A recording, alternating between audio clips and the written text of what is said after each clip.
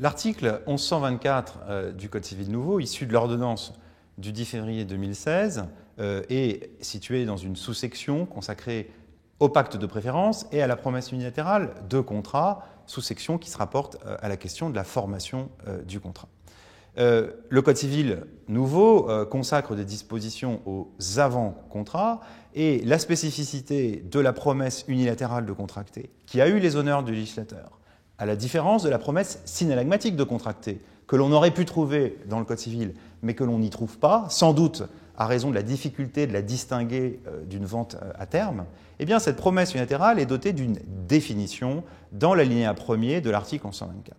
Cette définition fait référence à la nature de contrat d'option de la promesse unilatérale. En effet, l'alinéa 1er de l'article 1124 dispose que la promesse unilatérale est le contrat par lequel une partie, le promettant, c'est un promettant et ce n'est pas ici le simple signataire d'un pacte de préférence par exemple, le promettant promet et confère, il octroie à un bénéficiaire un droit d'opter pour la conclusion d'un contrat. Ce droit d'option a une nature juridique particulière, même si le législateur n'en parle pas. L'option n'est ni un simple droit personnel, ce n'est pas un simple droit de créance, c'est plus que cela. L'option n'est pas non plus un droit réel. Le bénéficiaire d'une promesse unilatérale de vente n'a aucun droit réel sur le bien acheté. Il en deviendra peut-être un jour propriétaire, mais pour l'heure, il n'a pas de droit réel. Ce qu'il a, c'est une option. L'option, c'est un droit discrétionnaire d'opter pour la conclusion d'un contrat dont les éléments essentiels sont déterminés. Et parce que l'option, c'est le droit de créer, de former le contrat, eh bien, il est exigé logiquement dans l'alinéa 1er de l'article 1124 que les éléments essentiels du contrat soient déterminés. Cette exigence n'est pas formulée pour le pacte de préférence, puisqu'il est purement éventuel et ne porte pas encore consentement du signataire, mais les éléments essentiels du contrat doivent être déterminés en matière de promesse unilatérale, telle la chose et le prix, parce que du point de vue du promettant, l'engagement et le consentement est d'ores et déjà donné. Et on en veut pour preuve le fait que l'alinéa 1er indique, à contrario, que pour la formation de la vente ne manque que le consentement du bénéficiaire. A contrario, le promettant a déjà consenti à la vente. Et c'est évidemment le noyau dur de la promesse unilatérale. D'où la sanction de celle-ci qui est abordée dans les deux alinéas suivants. Deux hypothèses sont à envisager. La première hypothèse est la plus simple, c'est celle qui suscite généralement le moins de littérature et de discussions passionnées. L'alinéa 3 en fait état. Le contrat conclu en violation de la promesse unilatérale avec un tiers qui en connaissait l'existence est nul. Cette sanction, c'est une sanction classique en jurisprudence.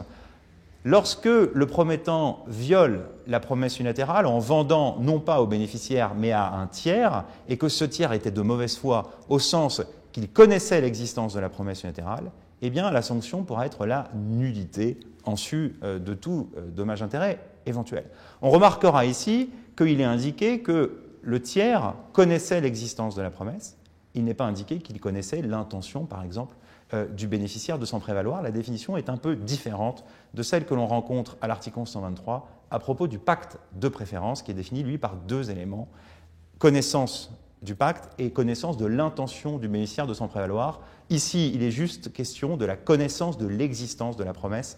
La notion de tiers de mauvaise foi est plus lâche. Il reste que la seule sanction prévue par le législateur, c'est la nullité de la promesse, et que n'est pas prévue ici la substitution, par exemple, du bénéficiaire de la promesse dans les droits du tiers de mauvaise foi. Cela peut paraître paradoxal alors que la promesse unilatérale engage davantage, évidemment, le promettant que le signataire du pacte de préférence. On remarquera également ce qui ne figure pas dans le texte. Ne figure pas dans le texte ici une action interrogatoire permettant de purger l'incertitude tenant à l'existence éventuelle d'une option, d'une promesse unilatérale de vente au profit de tel ou tel bénéficiaire. On la rencontre en matière de pacte de préférence, on ne la rencontre pas en matière de promesse unilatérale de contracter. Et pour terminer, il faut s'intéresser à l'alinéa 2, c'est-à-dire la sanction de la promesse unilatérale, celle qui a fait tant couler d'encre, lorsque le promettant se dédie. Le promettant qui se rétracte avant la levée d'option, on le sait. depuis une décision funeste de la troisième chambre civile de la Cour de cassation, en date du 15 décembre 1993.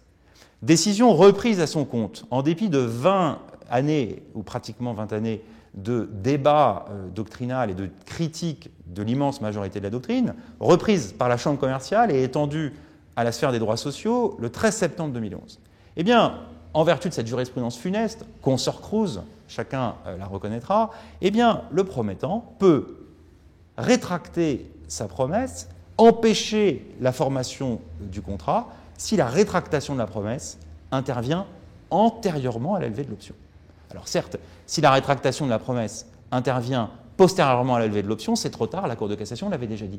Mais si la rétractation de la promesse intervient avant la levée de l'option, le promettant ne doit que des dommages-intérêts aux bénéficiaires.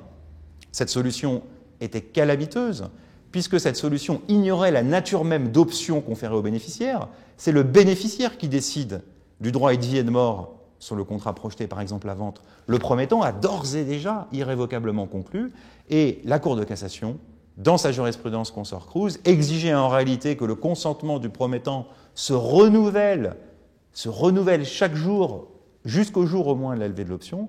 C'était une exigence tout à fait curieuse de la part de la Cour de cassation, dont on peut se demander si elle ne participait pas d'une théorie de l'efficient breach of contract ou de l'analyse économique du droit, comme si la Cour de cassation avait encouragé la faculté pour le promettant de reprendre sa parole.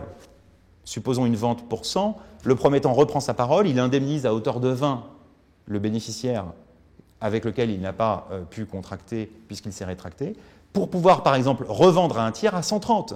Et c'est vrai que l'analyse économique du droit nous enseigne, notamment aux États-Unis, que ce peut être une opération optimale parce qu'elle permet une allocation optimale des richesses, puisque le promettant qui s'est dit eh bien, va vendre 130 ce qu'il s'était engagé à vendre 100, va indemniser de 20 le bénéficiaire qui aura lui-même un budget supérieur de 20 pour acheter un autre bien peut-être plus cher, et on peut imaginer que c'était une des explications de cette jurisprudence funeste. Cette jurisprudence funeste, le législateur français n'en veut pas. Et dans le Code civil nouveau, il a brisé de la façon la plus solennelle cette jurisprudence de la Cour de cassation, montrant toute l'importance qu'il attache au respect de la parole donnée. Pour reprendre une formule de Denis Mazo, ce qui est dit, ce qui est dit est dû. C'est vrai en matière de promesse unilatérale plus qu'ailleurs. C'est vrai parce que l'option a été conférée au bénéficiaire.